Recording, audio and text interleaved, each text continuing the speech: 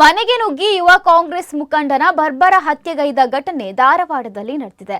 ರಾತ್ರೋರಾತ್ರಿ ಮನೆಗೆ ನುಗ್ಗಿದ ದುಷ್ಕರ್ಮಿಗಳು ಯೂತ್ ಕಾಂಗ್ರೆಸ್ ಪ್ರಧಾನ ಕಾರ್ಯದರ್ಶಿ ಫೈರೋಜ್ ಪಠಾಣ್ರನ್ನ ಹತ್ಯೆ ಮಾಡಿದ್ದಾರೆ.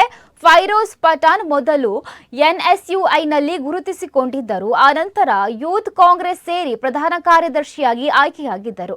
ಸದ್ಯ ಸಕ್ರಿಯ ರಾಜಕಾರಣದಲ್ಲಿದ್ದರು.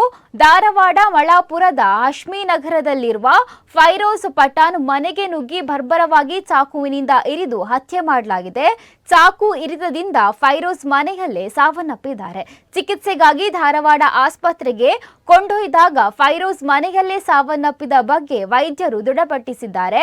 ಹಳೆ ವೈಷಮ್ಯದ ಹಿನ್ನೆಲೆ ಫೈರೋಜ್ ಅವರನ್ನ ಹತ್ಯೆ ಮಾಡಿರುವ ಶಂಕೆ ವ್ಯಕ್ತವಾಗಿದ್ದು, ಕೊಲೆ ಮಾಡಿದವರು ಕೂಡ ಸ್ಥಳೀಯರೇ ಆಗಬಹುದು ಎಂದು ಹೇಳಲಾಗುತ್ತಿದೆ. ಘಟನಾ ಸ್ಥಳಕ್ಕೆ ಉಪನಗರ ಠಾಣೆ ಪೊಲೀಸರು ಭೇಟಿ ನೀಡಿ ಪರಿಶೀಲನೆಯನ್ನು ನಡೆಸಿದ್ದಾರೆ.